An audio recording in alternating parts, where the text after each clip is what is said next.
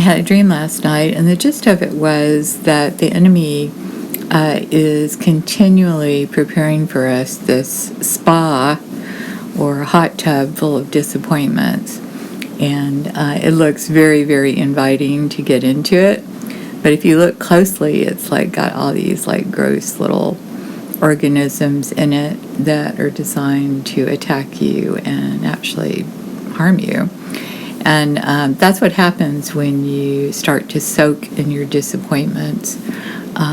It gets inside of you and can actually make you very, very, very ill spiritually, and then emotionally, and then eventually physically, if you don't take care of it.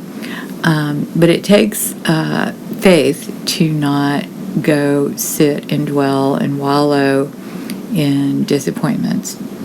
And it will build your faith not to do that.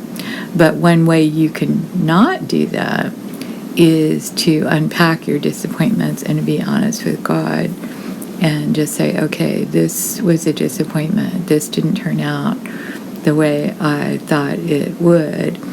And then to express your disappointment in God or others or whatever the situation may be. It usually boils down to that you're disappointed in how God handled it and you could have done a better job. So unpack your disappointment with God and release it to Him and ask Him to show you how He sees it and to give Him to give you His feelings about that. But the big thing is, what was He trying to show you, tell you, or teach you, and to build your faith. But to not wallow in disappointments, because usually if the enemy is inviting you to wallow in your disappointments, that means there's a built-up reservoir of disappointments. So don't let disappointments build up.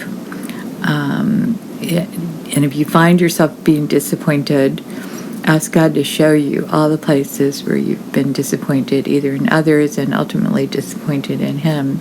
And go back and review all those things and release that disappointment and ask Him to help you go on in faith and love from there.